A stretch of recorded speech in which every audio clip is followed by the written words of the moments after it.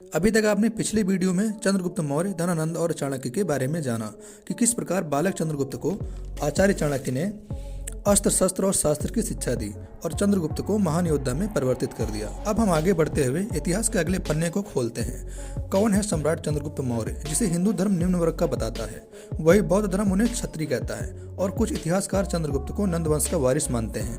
पर जो भी हो, चंद्रगुप्त एक महान राजा था। उसने भारत को एक राष्ट्र के सूत्र में बांधा। सम्राट ने नंदों की सेनाओं को पाटलिपुत्र के मैदानों में चकनाचूर कर दिया। सिकंदर के सेनापति सेल्यूकस निकेटर को हराकर 2 बार बंदी भी बनाया। ईरान, फारस से लेकर पूर्वी बंगाल और कश्मीर से लेकर कर्नाटक तक के महान सम्राट चंद्रगुप्त मौर्य कलिंग और तमिल को छोड़कर संपूर्ण अखंड भारत के निर्माता थे। झेलम और चिनाब नदियों के साम्राज्य पर राज करने वाले राजा पोरस एक महान राजा थे। इसके दूसरी तरफ आचार्य चाणक्य कांधार और भारत के 16 महान जनपदों के राजाओं को इकट्ठा करके सेल्यूकस निकेटर को कड़ी टक्कर देने की सोच रहे थे। पर आचार्य चाणक्य की ये योजना सफल नहीं हो पाई, जिसके बाद सिकंदर के सेनापति सेल्यूकस निकेटर ने अम्बिराज के साथ मिलकर राजा पोरस की धोखे से हत्या कर दी और झेलम पर अपना अधिकार कर लिया। आचार्य चाणक्य और चंद्रगुप्त मौर्य अपनी छोटी छोटी सेनाओं के साथ पंजाब के यूनानी सैनिकों पर धावे बोलना शुरू कर दिया।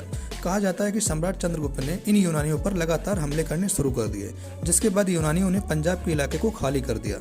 इसी के साथ संपूर्ण पंजाब में चंद्रगुप्त मौर्य का शासन स्थापित हो गया। इसी घटना को इतिहास में चंद्र राजरोहण के नाम से जाना जाता है। इसी अपनी पहली जीत के साथ महामते आचार्य चाणक्य ने अखंड भारत के निर्माण का बिगुल फूंका और राज्याभिषेक के बाद सम्राट चंद्रगुप्त मौर्य और आचार्य चाणक्य ने एक महान और शक्तिशाली सेना का निर्माण किया और अपनी इस महान सेना से चंद्रगुप्त मौर्य ने 322 ईसा पूर्व मगध की राजधानी पाटलिपुत्र पर सीधा हमला कर दिया।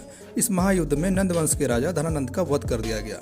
इसी के साथ सम्राट चंद्रगुप्त मौर्य और आचार्य चाणक्य ने संपूर्ण पाटलिपुत्र पर अपनी विजय पताका फहराई।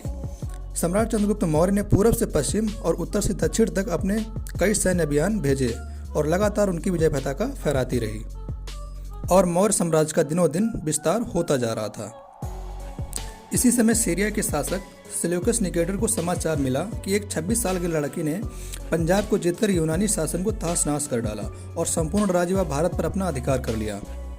इसी हमले के जवाब में साल 305 ईसा पूर्व सेल्यूकस ने चंद्रगुप्त मौर्य पर हमला कर दिया। इसी हमले में चंद्रगुप्त मौर्य ने सेल्यूकस की सेनाओं पर पूरी शक्ति के साथ आक्रमण किया।